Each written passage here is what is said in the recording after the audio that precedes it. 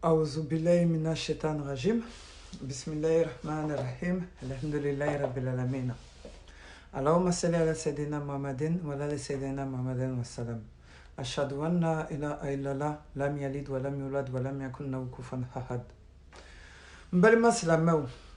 Comme je vous l'avais promis, j'allais vous prouver que Haïdara c'était un terroriste, c'était l'ennemi du Mali, numéro 1. Et ce n'est pas pour rien que sa carte a été retrouvée parmi les membres des terroristes du Mali au nord. Donc, bah, faut bon nankana. Malion, ben aïrola bi, Haïdara est Mali terroriste de, Mali djougou folo de, wamba aïrola bi, par A plus B que Haïdara est Mali djougou de. Mali djougou faso djougou silamete nafigi dedo, avec un konofani silamea toroye, sinon silamete, en beka djougou do. Ben aïrola tout de suite. Aïe ni la jeffalo.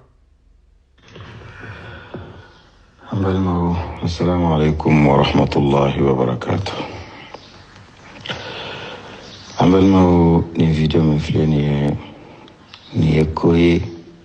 komi malendembe kankaguli kicho ibisemina ikoke. Sino ni eko de damne to jamana kono ni tasuma de na manena asalika gele kasabu yake anya ye jamana werula nini ko inkera akira balawmiya ambalma ambeshiya udon chugomiya no kuntige Iran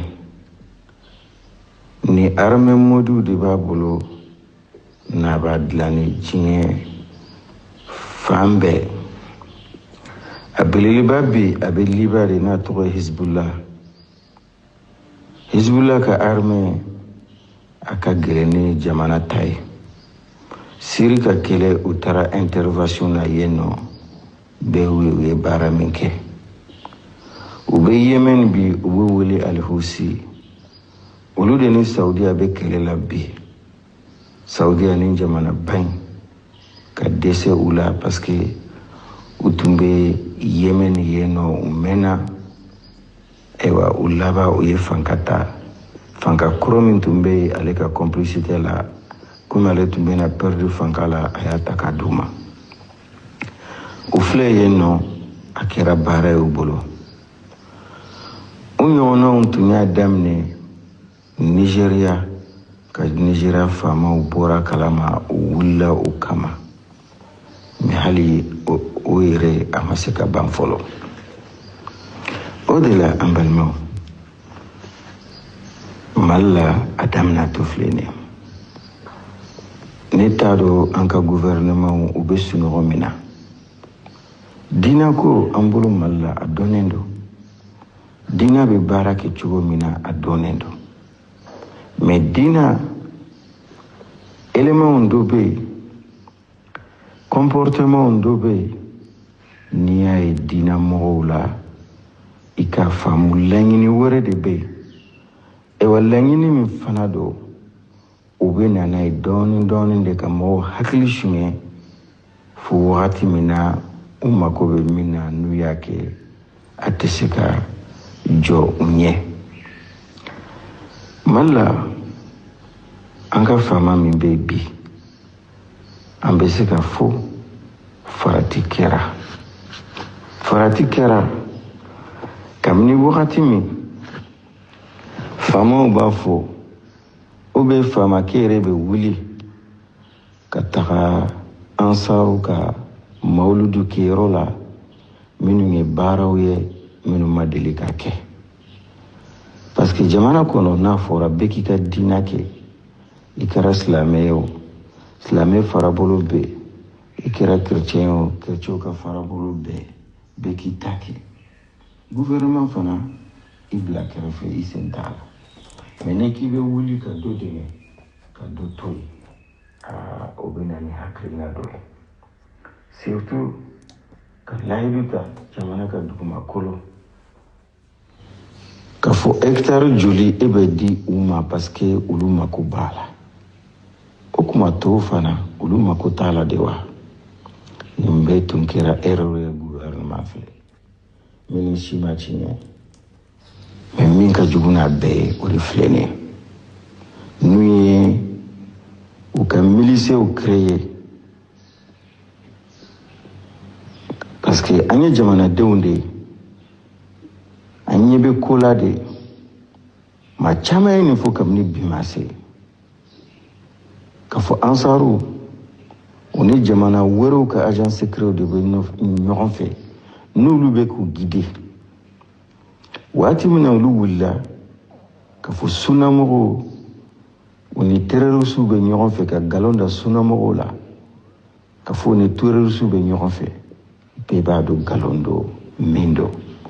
ka tila tuguni k'a fɔ sunnamɔgɔw fo k'u ka sow ci de fo k'u faga k'u ka misiriw alabati yɔrɔ tɛ an balimaw a milicew de créer filɛ nin ye n'olu bɛ n'u baara kɛ don dɔ la o de la an balimaw ni hakili bɛ jamana na mali jamana mali ka armée bɛ yen olu de bilalen bɛ kanani kama groupe o groupe mali kan ka sariya de ta o groupe in n'aw ko k'aw lakanda ka yɔrɔw kanda an balimaw o kan ka kɛ gouvernement ka kɔlɔsi kɔnɔna da dɛ gouvernement ka contrôle kɔnɔ mais ni bɛɛ bilali ma ninnu min filɛ nin u bɛ ko la u tɛ ko min dɔn olu mana nin daminɛ an ye b'a la mali la bi centre la problème bɛ mali la o kɔrɔ ye ka na ni problème wɛrɛw de ninnu bɛna profiter de wagati la wagati min na ni fɛgɛya nana jamana kɔnɔ k'a fɔ n'o don an yɛrɛ bɛ wuli an b'a ka jamana lakana u b'u to o de la u bɛ fanga sɔrɔ u b'u to o de la ka guerre civile créer jamana kɔnɔ parce que n'aw y'a kɛ tiɲɛni sira fɛ maa wɛrɛw fana minnu sigilen don n'u b'a fɛ ka tiɲɛni kɛ olu fana bɛ wuli mais mali la bɛɛ k'a dɔn sunnamɔgɔw ka taga sira t'o ye hali ansari kuntigi ye min fɔ k'a fɔ u ni saudiya de bɛ ɲɔgɔn fɛ nin ko ninnu na u m'a ye saudiya ye milice créer jamana si la u m'a ye u m'a mɛn u t'u ka taga sira ye sunnamɔgɔw fana ka taga sira t'o ye sunnamɔgɔw ka taga sira de an bɛ jamana min kɔnɔ an ka kɛ kelen ye an bɛ jamana min kɔnɔ fanga min bɛ yen an ka to fanga kɔfɛ mais sunnamɔgɔw ni tiɲɛni bɛ jamana kɔnɔ u b'a fɔ a kɛra a bɛ faama de ka yɔrɔ la kuma bɛ k'a kan mais ka fɔ ka marifa ta o tɛ sunnamɔgɔw ka laɲini ye marifa ta t'u ka laɲini ye yɔrɔ si la a bɛ daminɛ ten de ka miliciens créer ka na ni ŋaniya dɔ ye ko non an ka yɔrɔ u b'an ka yɔrɔ de kan na an bɛ taga yɔrɔ min na jama bɛ yen fo k'u jama in kɔlɔsi de uniforme bɛ don fɛn wɛrɛw de bɛ na ɲini tugun fɛn wɛrɛ de bɛ na ɲini tuguni o de y'an balimaw bɛɛ ka se ye min ye nin ko in na i k'o kɛ nin kana kɛ jamana kɔnɔ fiyewu an ye nin groupe min kɛ u bɛ ka démonstration min kɛ video in na an balimaw laɲini caman caman de bɛ nin kɔfɛ hakilina caman caman de bɛ nin kɔfɛ complot caman de dilannen don ka bila n'u b'a fɛ ka kɛ ni an farati bɔra jamanadenw fɛ wa ou bien a bɔra sanfɛla la n'u ye faamaw ye n'olu de bɛ se ka nin ko in ba an balimaw nin ko in ka gɛlɛn halisa sunnamɔgɔw u n'u ka dimi sigilen don mais dimi min don u tɛna labɔ ni kɛlɛ ye u tɛna labɔ ni kɛlɛ ye u tɛna ministère dila i n'a fɔ ninnu bɛ ka dilan cogo min mais dimi min don o ye dimi de u b'a fɛ jamana ka faamaw k'u wuli k'u jɔ parce que a bɛ fɔ kuma na k'a fɔ kɛlɛ daminɛ kuma de kumaw dɔ bɔ yen n'a bɔra modo dala jamana masaw kan ka faamu de ni kuma min filɛ ni fanka ɲɛɲina la de a bɔra da min kɔnɔ a y'a fɔ kun min na a y'a fɔ sababu min na an fana jɔyɔrɔ min an k'o kɛ jamana kɔnɔ ka fɔ karisaw filɛ nin ye fo k'u kɛlɛ de fo k'u ka sow an'u ka batuyɔrɔ k'o ci o ye kuma fitinin ye o bɛ fɔ jamana kɔnɔ de fosi tɛ bɔ a la mais ni nin baara ninnu tun ye wahabiyaw de ka baara ye komi u b'an wele wahabiyaw an balima an tun bɛna fɛn caman mɛn mais an kɔni bɛ min ɲini an bɛ min ko fana anw ye maliyɛnw de ye mali ka sariya ye min ye an y'o de ye an b'an ka diinɛ kɛ parce que jamana sɔnna ka fɔ an k'a ka diinɛ kɛ donc problème t'an ni jamana cɛ mais maa minnu ni problème b'u ni jamana cɛ u y'u ka baara daminɛ o baaraw de filɛ nin ye kankari bɛ ka da o de kan o de la an ka jamana in ala ka kisi ŋaniya jugukɛlaw maa minnu bɛ kuma fɔ u ka kumakanw n'u ye min fɔ bi u yɛrɛ ka kumakanw b'a kari sini u tigiw dɔnnen don n'u ko aw de bɛ ka nin kɛ ka sɔrɔ olu de ka baara dɔn o tigiw u dɔnnen don ni maa min k'u ka batukɛyɔrɔw tɛ batukɛyɔrɔ ye a bɛ ka faamu sisan maa minnu ka batukɛyɔrɔ tɛ batukɛyɔrɔ ye silamɛya de ko k'i ka ministrew dilan i ka uniforme don mɔgɔw la silamɛya y'o fɔ yɔrɔ jumɛn o fɔra yɔrɔ jumɛn o de la bɛɛ y'a ko min bɛ ka fɔ bɛɛ ye secret bɛɛ de ye nin ye bɛɛ y'a secret bɛɛ de ye nin ye parce que bɛɛ y'a kɔrɔ de k'i kɔrɔ k'u don u ka sariyaw kɔnɔ n ko hali jamana bɛ ten de jamana na n'i b'a fɛ ka don jɔyɔrɔ dɔ la f'i k'i kali de i b'i kali o kalili min filɛ nin ye olu filɛ k'o système de ta ka système dɔ lajɛ silamɛya kɔnɔ ni silamɛya delila ka kɛ wagati la wagati min na ni silamɛya mako b'a la olu nana ka nana ye fasi wɛrɛ la ka wajibiya silamɛw kan donc baya a kɔrɔ ye min ye parce que baya yɛrɛ an balimaw n'an y'a lajɛ silamɛya y'a kɛ de maa min ni se b'a ye se min ye fanka se ye ale de bɛ baya ɲini mɔgɔw fɛ a tɛ k'a fɔ maa min ka kuntigiya dannen do i bɛ silamɛw ɲɛ na diinɛ ko la mais mara se t'i ye ayi fu fila de ka sɔrɔ i bolo mara se b'i ye diinɛ ɲɛmɔgɔya b'i bolo o tigi de bɛ se ka baya ta mɔgɔw fɛ an ka faamu kosɛbɛ mara se b'i ye diinɛ ɲɛmɔgɔya b'i bolo bɛɛ bɛ ta o cadre de kɔnɔna na n'o o tɛ yen i tɛ se ka kɛ parce que kiraw y'o de kiraw y'o de ala b'a dɔn a y'u ci wagati min na u bɛna laban ka kɛ o de e min diinɛ ɲɛmɔgɔ i bɛ k'o min kɛ a kɔrɔ de e bɛ k'i préparer de se ka k'i ye se min ye mara se ye o de la o kɔrɔ de bɛɛ y'a a bɛ na wagati de la maa min bɛ ka ɲini mɔgɔw fɛ a bɛ ka ɲini a ka groupe fɛ mais don dɔ la a bɛ na ɲini bɛɛ de fɛ parce que o b'a sɔrɔ programme min b'a bolo n'o programme sera ka sabati a bɛ aw bɛɛ de obligé a la o de la sinamɔgɔw wulila k'a fɔ nin bɛɛ y'a ye nkalon de nkalon fi an bɛ tila ka fɔ mɔgɔw ye fana ansarow ni jugu b'u la saudiya don mais bɛɛ y'a ko saudiya dɔrɔn de b'a appliquer diɲɛ kɔnɔ fo mɔgɔw k'a faamu saudiya fanga tɛ sigi fo bɛɛ y'a ka k'a ye parce que système kɔrɔ min bɛ yen kabini ala kɛra wagati u tora o système de kan a bɛ di faamaw de ma mais komi ka kɔrɔ faamaw ni diinɛ maa min diinɛ mɔgɔ de ye faama ye mais an b'a dɔn yɛlɛma kɛra diɲɛ kɔnɔ faamaw u tora n'u ka fanga ye diinɛ ɲɛmɔgɔw fana taara u ka diinɛ ko fan fɛ o kuntigiya la o de la yen nɔ a tɛ di diinɛ mɔgɔ ma diinɛ kuntigi ma a bɛ di faamaw de ma donc an ka bɛɛ y'a fana fɔ ka ka mɔgɔw la faamuya la nin yɔrɔ in na ninnu balawu mɔgɔw de don fitina mɔgɔw de don o de la n'u wulila u b'o o galon ta ka da mɔgɔ wɛrɛw kan maa minnu b'u ka diinako la sunnamɔgɔw ka diinako wariko t'a la gouvernement b'a kalama et groupe min ni y'aw ka baara don ka association créer ka cotisation kɛ wari baw maralenw b'aw bolo kun t'a la wariw bɛ bɔ yɔrɔ la kun t'a la gouvernement tɛ wuli ninnu nɔfɛ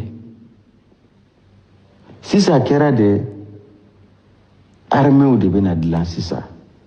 ok an y'u ye démonstration na uniforme dɔrɔn de b'u la mais an balimaw aw ye sigi ni gouvernement ma ni wuli ki jɔ nin ko in kama a bɛna marifaw ye u bolo ala k'an kisi an kana se o yɔrɔ ma gouvernement ka ka jɔyɔrɔ fa gouvernement a ka ka jɔyɔrɔ fa an b'o de ɲini gouvernement fɛ o de la an ka jamana ala k'an ka jamana kanda wassalamu alaikum. Donc comme je vous avais dit, Haïdara est le premier terroriste de Mali. Avec Akako Glande Kabnit Madja, Amake Gansaye, Akera au Conseil islamique Nyemroye, Amake Gansaye, Aka armée Babolo, Amake Gansaye Fana, Aka Karti sera la terroriste Bolo.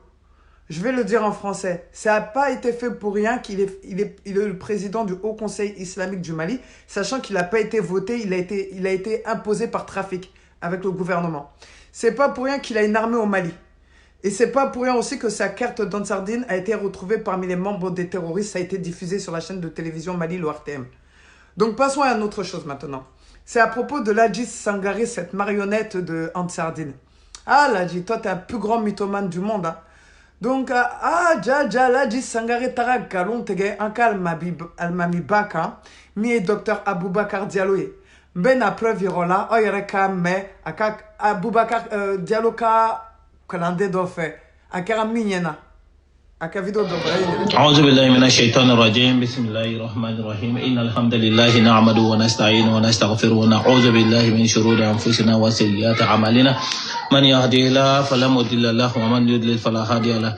وأشهد أن لا إله إلا الله وحده لا شريك له وأشهد أن محمدا عبده ورسوله صلى الله عليه وعلى آله وصحبه وسلم تسليما كثيرا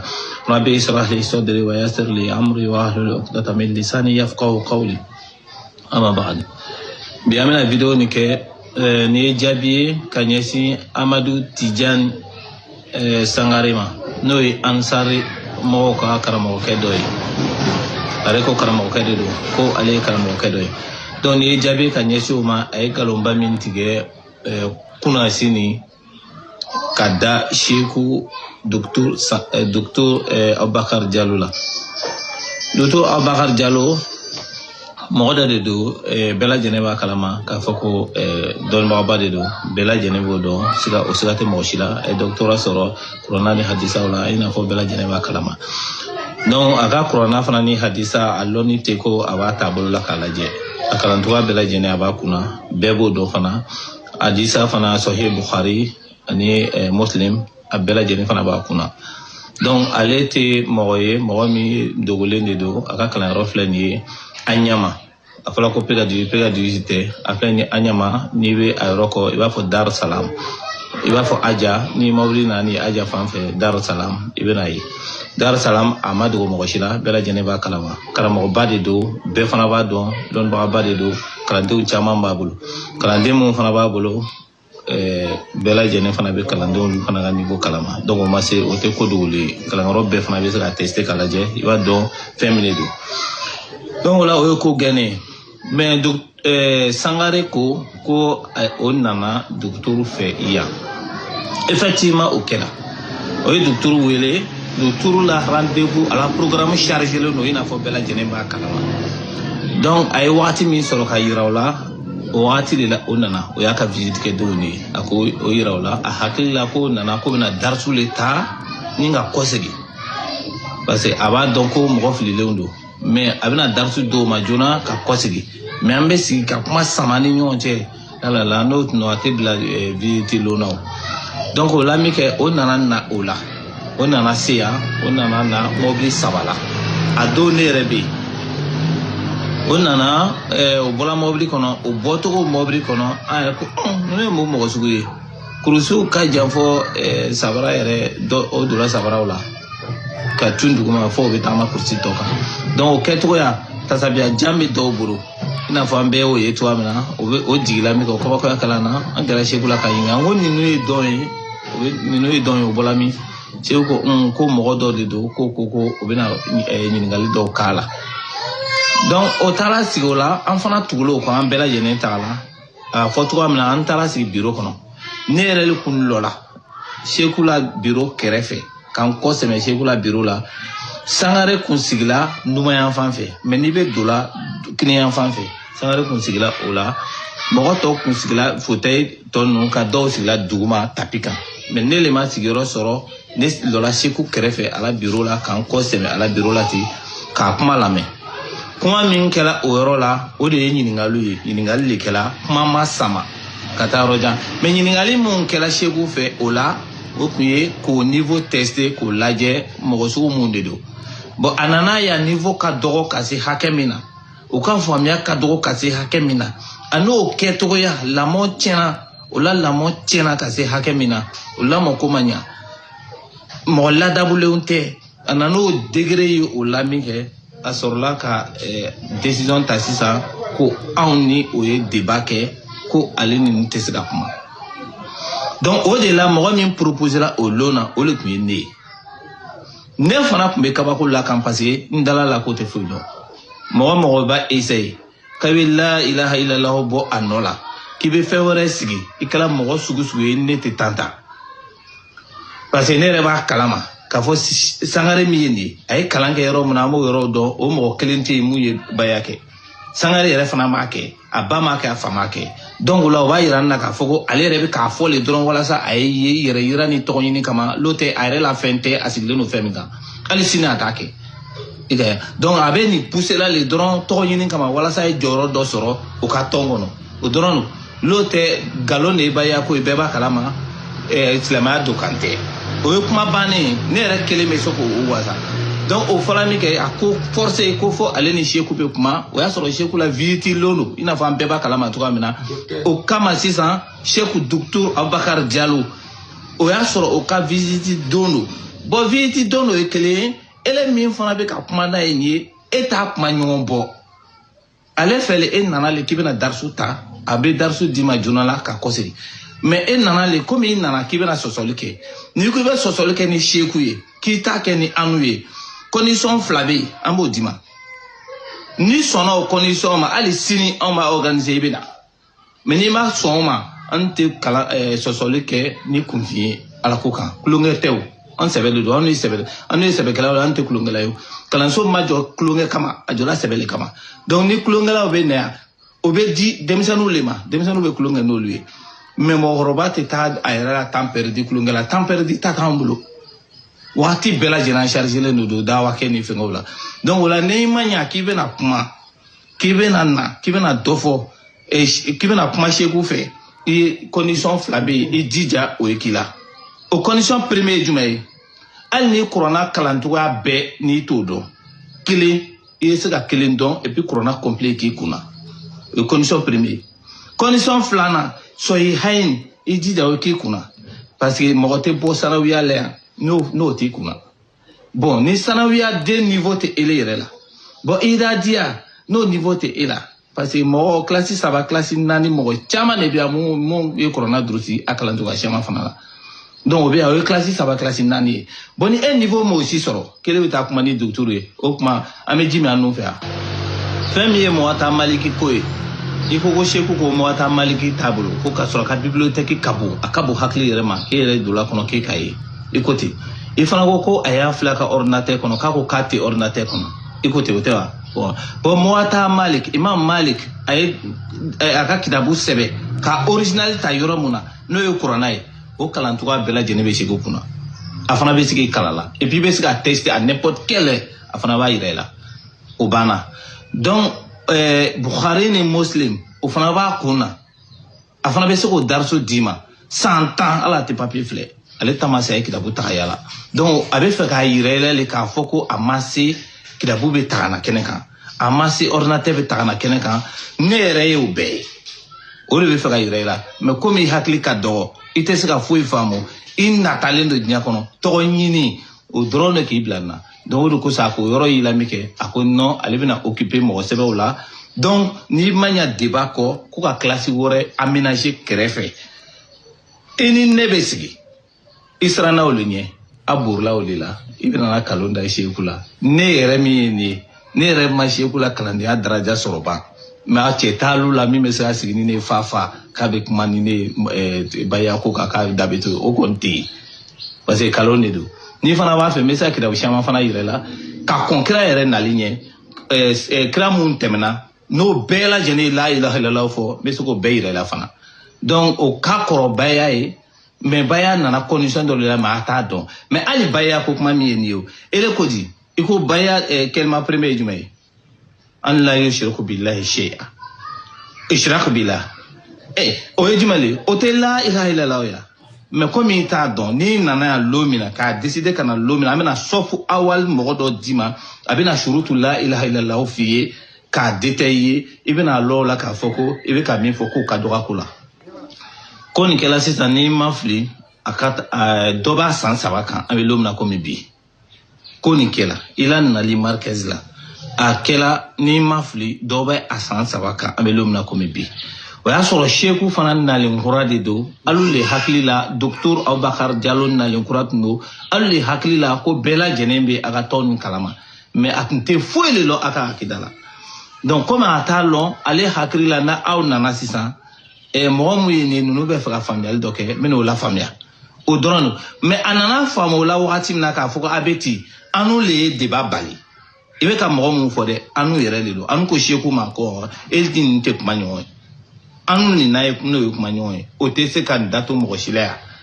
kalon te se ka champion roshi donc o de ko so ama jeni sheku la sigle ni ay ka débat ke bon emprele no wakati bela jeni an labɛnnen no k'aw kɔnɔ wagati bɛɛ lajɛlen a bɛ se ka na mais condition min b'a la n ka mun fɔ sisan o b'a la ni o dafala mɔgɔ la a ye na baasi foyi t'a la kilasi 3 kilasi 4 a kɔrɔna durusilen b'o bɛɛ kunna n'a fɔra ko aw ka karamɔgɔbaw bɛ yen ko kɔrɔna t'o kunna k'o bɛ taa yɛrɛ comparer k'a bɛ kuma ni dugutigi k'a sɔrɔ denmisɛnninw bɛ yan tuguni olu karalen don ka tɛmɛ o kan an kɔni tɛna jɛ n'o yɔrɔ ye o ye kelen filanan Bukhari ni Muslim sanawiya mo shite po sanawiya la no flati kuna donc ni o fana te e kuna o koro ko e ma dutu la kalandia daraja soroba donc ni mo daraja soroba mo ama kasigi kabe ta sosol ken e akoni be se kasigi ki kara ni sona ta alame abi kara mais ni ma son alame akoni te sigi ka dakurunya sosol fo ken e parce que lon baga ni kunfi al yastawi alladhina ya'lamun wal ladhina la ya'lamun corona yɛrɛ ko fan ye donc docteur Abubakar Diallo tɛna kɛ corona sɔsɔbaga yɔrɔ la a tɛ mɔgɔ min tɛ ko kalama a tɛna se ka sigi n'olu ye k'a bɛ kuma ele yɛrɛ kuma cogoya vidéo la o b'a yira k'a fɔ ko lamɔ tiɲɛna e bolo problème b'i la dɛ lamɔ le tiɲɛna donc ni lamɔ tiɲɛna ka ban mɔgɔ min ma lamɔ a dilanbagaw bɛ yan voilà a dilanbagaw bɛ yan bon a dilanbaga ye anw de ye ne bɛ débat ɲini i fɛ n'i fana ye cɛ ye n jaabi assalamu alaikum wa rahmatullah. Bon, on connaît Clara, on connaît Sileno, on cloma Loleno, Kalame. Assalamu alaikum. Donc vous avez entendu Ladji Sangaré, Nietzsche, Docteur Abubakar Diallo Kalando Beki défié Nietzsche. Nicoté Noria Obolosa Ansardine Moro. Donc maintenant on va passer à notre imam du Congo, Idriss Amara Kanté, qui va vous expliquer quelque chose, mais en rapport avec l'islam. Et sur Ousmane Madani Aïdara. Si vous voyez qu'on parle de lui, wajibi do anka torofo parce que benani klonge ka nani cheni anka dinekono donc wajibi do anka tafo diambenyena diambeka bo aka shetane ko kala dinekono donc imam docteur imam Idriss Amara Kanté si je puis me permettre imam Idriss Amara Kanté ayala me kadamadu yebuni daite kadamadu bafuni daite kadamadu cheni daite wa fana be mafu almamin jere ya kero ya kata almamin joni o fana ka di hasididenw ye u fana bɛ kule ten nɔ hasidiya dɔrɔn de don hasidiya dɔrɔn n'o tɛ alimami jumɛn i dira karamɔgɔw de kan ka wuli u kan n'i tɛ karamɔgɔ kelen i la k'a fɔ nin ka mɛn nin karamɔgɔ ye dɛmɛ anw ka foto bila mun ye nin ye a ka dɔn an ka mɛn karamɔgɔ ninnu karamɔgɔ tɔw kana u kana sunu fiyewu anw ta kalabanciya t'a la an bɛ karamɔgɔ foto kɛ k'a accompagner a ka dɔn ko an ka mɛn nin karamɔgɔ ninnu de an ta k'u ta kɛcogo ye dɛ wajibi bɛ sigi ka wuli karamɔgɔw de y'a kɛ tan karamɔgɔw de y'a kɛ tan karamɔgɔ jumɛn i ka tɔɔrɔ tɛ se karamɔgɔ bɛɛ ma o la o la ala b'a ka jɔn ɲuman jarabi mɔgɔ tɛ mɔgɔ bɔ diinɛ kɔnɔ n'a den dɔ ka ko ye a distance e t'a dɔn min b'a ni den ayi ala tɛ tɛ den yɛrɛ tɛ ala b'a ka jɔn ɲuman jarabi ala ma nuhu jarabi n'a den ye wa anw ni nuhu bɛ cogo di nuhu ka samara sen ma fisa ni anw ye wa ni ala y'a jarabi a den kɛra sago ye wa ala bɛ mɔgɔ jarabi a kana halaw da de kan o fɔ ala hakili ka kɛ ɲɔgɔn fɛ ala bɛ mɔgɔ jarabi ni den ye a b'i jarabi ni muso ye a b'i jarabi ni balima ye ala bɛ mɔgɔ jarabi ni balima yɛrɛ ye walahi nin bɛɛ bi kɛ o la e kana mɔgɔ dɔ bɔ diinɛ kɔnɔ n'a a ka masurunya mɔgɔ dɔ kan kɛlen ye fo a ka sɔrɔ i ka gɛrɛ a la k'a dɔn min ye karamɔgɔw ye karamɔgɔ jugu ye nin bɛɛ kɛ mali kɔnɔ wa fana tiɲɛ tɛ fɛnɛ tiɲɛ tɛ abada u bɛ jogo min ma aw b'u ni jogo ɲuman cɛ aw b'u ni jogo ɲumanya cɛ u bɛ jogo min ma aw o kɔlɔsilen b'aw bolo ka tɛmɛ u kan o de la aw kelen ka cɛnɛni diɲɛ bɛɛ b'a mɛn parce que aw la mankan u bɛ kɛ k'u tɛgɛ ci walimusow tɛgɛ sugu la nka n'aw y'a kɛ aw la mankan dɛ u yɛrɛ ye diɲɛ di aw ma k'a sɔrɔ u m'a fɔ u da la aw ye hakili sɔrɔ o la ala b'a ka jɔn jarabi mɔgɔ tɛ mɔgɔ bɔ diinɛ kɔnɔ n'a ka maramɔgɔ dɔ ka dérapage ye fo a ka sɔrɔ i ka gɛrɛ a la k'a dɔn ko min bɛ yen nɔ mɔgɔ ala b'i jarabi maa bɛ wari bila i kun ka taa sugu la mobili min ka di i b'a tɛrɛmɛ k'a san n'a man di i b'a to yen nɔ u m'a bɛ mobili 100 yiri la ni min ma diya i ka wari b'i kun i t'a san i b'i sago de ye min ka di i b'o tɛrɛmɛ k'o san ka na n'o ye ni min ko ko couleur finman man di i b'a fɔ o de ka di ne ni min ko a ye nin kɛ couleur jɛman ye o c'est trop salisé i b'a fɔ o de ka di ne c'est ça c'est ton choix mais wallahi i t'i sago den wolo ala de b'o di mɔgɔ ma ala ka jɔn ɲumanw ka mini kɔnɔ k'aw bɛ dugawu daminɛ kabini n'a mara sabati bari kabini ni muso bɛ don bari kabini u bɛ jɛ muso nɔfɛ fɔlɔ u bɛ dugawu daminɛ a bɛɛ tun ye jumɛn ye ala taala k'u dɛmɛ ka den ɲuman diw ma ala ka jɔnmaw ye nin kɛ parce que a tɛ e bolo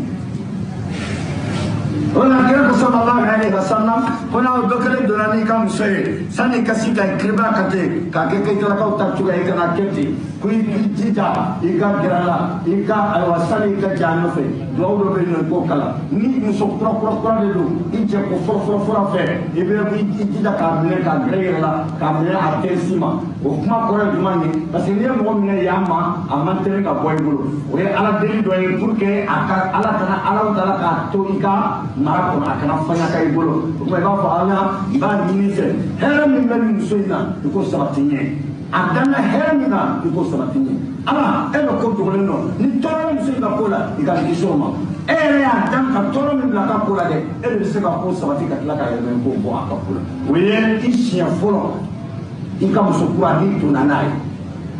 maintenant ni jɛɲɔgɔnya bɛna tɛmɛ aw ni ɲɔgɔn cɛ i b'i jija o ye i si bɛɛ kɔnɔ i tɛ hakili to la n'i ye hakili ma to a la muso hakili ka to a la allahumma jannibna shaytana wa jannibi shaytana ma razaqtana ça c'est bien avant tout.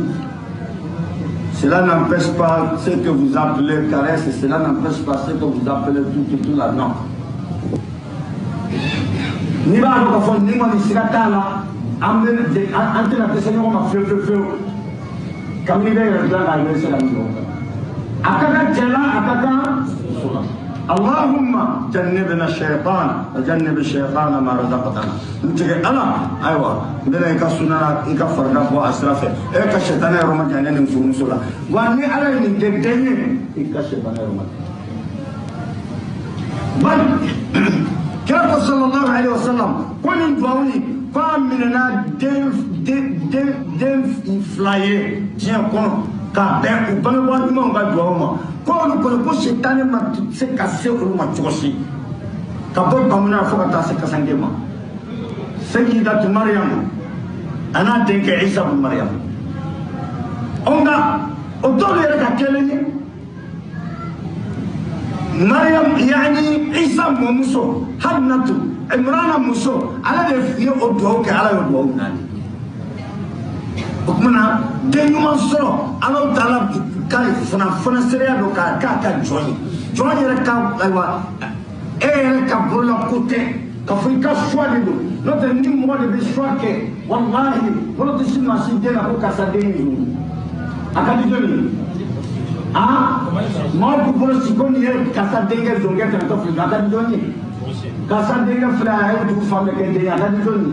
كاسديني فلا نينا جرا كباي تينا تيه فتي دبوا وماندي مبوسيه ala ba ka joyi mo jarabini ni wati dola ka lada imposé wala ni den fly ni sorta Allah subhanahu wa ta'ala ka chide Muhammad ibn Abdullah ko ma min mauludin ko desite bange fo shitana ka tante kan yoro rasul ala ko fura kana min den fly Maryama ibnat Imran ala den Isa ibn Maryama ka sababu da dole wuri ka kelema wuri ka kelente umum sokroba hannatu imrat Imran على ليل دوين كه سورة عمران كنا إذ قالت امرأة عمران ربي إني نذرت لك ما في بطني محررا فتقبل مني إنك أنت السميع العليم هذا من الصلاة كفاه يقنصر الجافة هنب امرأة عمران مسلماني الصلاة كفاه يقنصر الجافة نوع عمران أسرك تنتو أقول ربي أنت قال إني نذرت لك ما في بطني محررا لا إله إلا التأييد من يقنع أكرا تشيو أكرا مسوي نحن تنتم مغلطك كفولا ما يني إيه الله تعالى في أكاكيكا سيرفيس يا الله بلايه كملا بنقولون ديشا أبدا إيه أنا لسيرفيس ناني يوكنا نيران كوي إيه على إيه والله اللي جامعه كوي نيران كوي apa kuma fam kuma koromado ni fendi arama kaba ce qui veut dire que e makotaka fola niye isa mo muso le mangafu abatere amu muso le kanefu ko dam natan ako rabbi inni nadartu laka ma fi batni muharraran fataqabbal minni ala nyelahiru min tayi mba fe kanga lahiru mine innaka antas samiul alim اكلبنا كنا ويبكودو فلما وضعتها ثم رمينا على أن نقول لك كنا لمنا أبغيرا قال أما ينقول أقول تقال ربي تقال إني وضعتها أنثى أقول تقال نيدين سرورة قال دين كرام مسوي أما فهموا كنا كفوا كده تعالى حكي مرة كابك بس كيف فنا كابو على بس كابلاس على كل سيرفيسنا كيف فنا كاب إنبوسر كيف بس كده ألماني كيف بس كده استرلولا كيف بتاع جاهل كيف جاهل دوال جاهل كذا نسيت مسوك كابوي صح ولا لا نسيت مسوك كابوي وكمان نبغى ما هو على كابلالا كسيرفيسنا ندا جيت مرة كده سينا كده كيف بس كده على كل سيرفيس كاية أقول إني وضعتها أنثى نكرة مسوي على اسمك كجابي والله أعلم بما وضع فهل يموفى نبغى يمسره أقول تنا كمفة أقول وليس الذكر كالأنثى أقول شيء مسوتكلني الله نبغى نرى كده نكرة مسوي نحن بيننا لوكا وإني سميتها مريم لا غيركم مريم على كسر بسيك با الله سبحانه وتعالى لا يدوما على تبارك الله سميتها مريم وإني أعيدها بك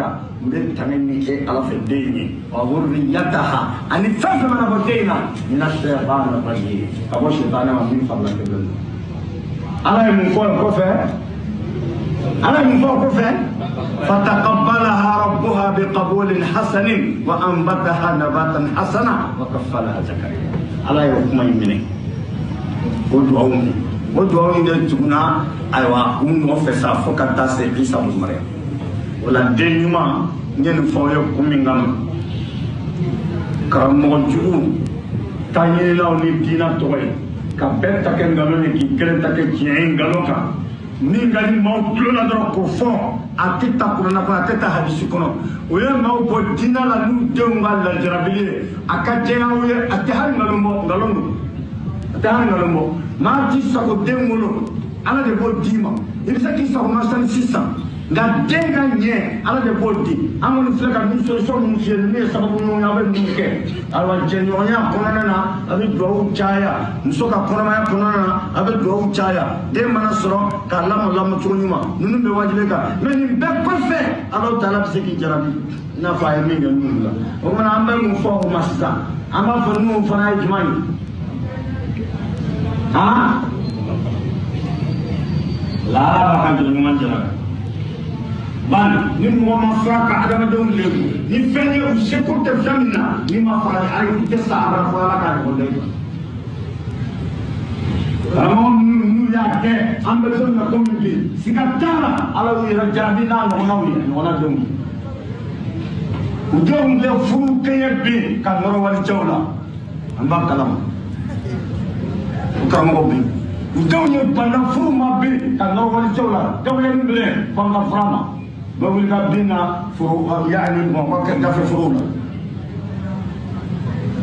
أو ما في فولي ولا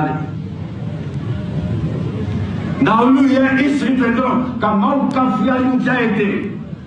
المهم جنسو شبيه قال الموندونا نعم نافي وين قالني نلا المهم جربنا جنسو تاك نافي وين جربنا أنا دلارا كو تاكبو أكا وتاك نافي أبدا وين جربنا أنا يا جربنا دين نالا عما من تن جرابي ني ايوا جوه من تنيه جرابي امالا دلالا كا الجرابي الدسرما كانا ديني الله تعالى من جيغا كانيا اكا دينيا ابو نانتا بوتينا كوني اي لا لا لا لا جرابي ديلو اما فكا فكا كفلاوا ابي جرابي نغنا من كتلا دو لا لا لا الله كان فهمتوا لي نعم نعم bon kayrola Aïdara et Denjugu de Nia Tamashian de Denjugu do Amaka Fana Basagwe Ousmane Chetane Madani Aïdara Denjugu Bi Denjugu Sini Denjugu Haram Nima Fale Haram Nima Tubi Asebema Haram Wallahi Beta Jhanama Nima Tubi Asebema A Benya Lache Ala de Ofade parce que les Korané qu'on a sevene dode Morobe ku servi ala kadina la ku sago kakawari ninaye e keranyo onaye malikono wa harama toi Ousmane Chetane Madani Aïdara wallahi nama ke kafuma tout wallahi ala encore ce qui kala atola jew idon ya tamashan yew ire ya tamashan douye denjuru. Bon, pour le mot de la fin, je vais vous rajouter une parole de notre imam Idriss Amara Kanté pour terminer et puis un beignon blaya barakallahu fik en kataka. عند الله سبحانه وتعالى دنفهم مري عند كشني النعمة جامعين على بلو كاكا تشيدن باكا محمد بن عبد الله أنا كسوما سنو أنا كصحابة بو أنا ماما يسندا نون سندا نولا لدغه چو نيومانا فكتا سي سرادوما على كوكنين اوي ambayina Allah subhanahu wa ta'ala fe akandu sukun langulunya kabo jie joro nyini ani jie togo nyini ani jie nafa nyini ni ala ko barawi ani Allah subhanahu wa ta'ala fe akam be sema ka be sema ke anye anga gundo ananga bandi anga bangena kambe ansema ambe min fo ambe min mere anambe min bara Allah taala kambe sema ni bela jelena ka ina Allah ta'ala fe aka ikhlasu noyanyi ka ala kama bara noyanyi kada ka sarate bara la ka kabbu walla ka jafna kera Allah ta'ala nyada nyini kama ala kan da bul ka du ke buye mari islamu anga do ka fo kodona ko ka kodon kumana ko ma bi se ka fembela jelen jam fa fona kera fen fly ma te saka Allah ta'ala jamfa ere fana ka conscience namba fo ma ka bamiru ire seki yere jamfa ka da ka yemi ire ba don lambe Allah ta'ala deli ni odio ina be se mama aka soro bi yere sakola ta ni Allah subhanahu wa ta'ala fa ka la don chugo nyuma ako no yanyi afobaga alaka be asemani ikhlasu ye no ye alaka mabare lamen baga fana Allah ta'ala ka fana be sema no ye aywa alaka mabare bi mana afana duskun ka khalasi kada ka wajuli atemon monna fa fo mami ya lamme ne duskun jelenye wajuli te man fa fo mami ya lamme ne duskun khalas lenye wajuli te man fa fo mami ya lamme ikalla nyini ni sawaba mi yera kono ki seko ke wala amma ni filmi yera kono adamadanya ni fili debba awa ibe pa okunna lambaden islamu angani sigidaina amina walanda datige walanda mi ni abe ambela jelen concerné bi maana ambe nimbala ambe joyorobe alam kadaka hasambe maw hakiji ala ko ye furubade dunu magate la wajibi ala ko ye ina fo khalifa de islamiya khalifa le do islamiya kelengelen bela jelena wa islamiya kelengelen bela jelen kan ka I joyorofa islamiya be kolosi chugaya minna cidew ni nabi ñu ka da'wa u ka weleli katra Allah ta'ala ma ya wa ñu man ton to sira jele min ka sira jele be kolosi chugo minna o ye bela jelen ka wajibi be kan ko keni isse ko dama jiray wala hasabe adama don hakili la kunu ka fode ka foko dina ye ka betto inu be ke taka kono o te tien o te sawabai cidew ma o to ko nabi ñu ma o to ko كراكود صلى الله عليه وسلم تركتكم على المحجة البيضاء ليلها كنهارها لا يزيغ عنها إلا هالك ونيوت السرجلين بدكا السرعي السوني أتلب بلجلين كلين وما تنيتوك السرعي بلافو ما من يما حلق لين ما من بحلق لدينيني الله تعالى كان كشوما هذا السبتي راح سهلونا كرا صلى الله عليه وسلم دون دولا عبد الله بن مسعود كحديثنا كفو كرا بالدليل ايوا ترجان كلنتي اي ترجان كلنتي نا يربلو بالك ابو بركه لي ابي حكتو اي ترجان تنا ابو بركه لي ترنتي لين كوفي اصل لك ترمسمسنتي اكيني انا نما asolati kanto sahaba wa akuni terjankele min flede akuni ndefla Allah subhanahu wa ta'ala ka autorité tilenye nere kiram Muhammad sallallahu alaihi wasallam be autorité min dala mana awbe clé ni autorité fe akunga ni siraba jele min fle na clé no be nyebala na wotora terjankele nya ya misali atawe ako akini ana numa sira fanfla ako sira misemi tere misemi de fle sira misemi ka jira ka fo islamia abina la jarabi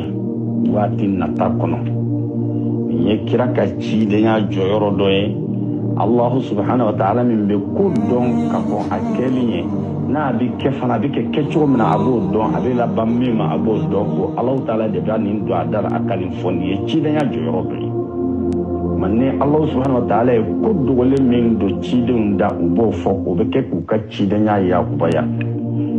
de kama kira ni trenti ako sigate ala ninde flesra jeleni ya sram senu chama be faraka bo ala ko mana ay tu sra jelengo ko mana sram senu kelongo kila ko shebana sigele ba kelen bela jelen da la be welele ke nayam fe yande do muna kira aya ka kuma in kulu giriya ka kuma in sengoro do ni Allah ta'ala ka aya ala bi min fo anye yani suratul an'am kono ala ba fo chogodi wa anna hadha sirati mustaqiman fattabi'uhu wa la tattabi'us subula fatafarraqa bikum an sabilihi.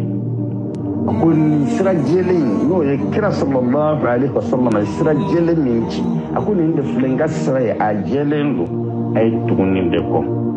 mana sira misal bina fara ka bala akana to ko lu gode lu bitani aw ya halakli rodala ala kan kisoma ona kira ni ke ka ma ya kubaya ka ma senkoro do nini fana ya qur'ana kolodin wala ambade islameu akajaya bay kafo dina e seko kedi da ka makilo ngele bela jele betajo Allah taala nyakoro e bi tanyefo ba bebe nyininga e joro juman fadina ye ini Allah taala je ye mundeke dina yere fana korosilla ye mundeke kada ka masabay fendo khalifa makilo ngele bela jele manna dini nyininga ala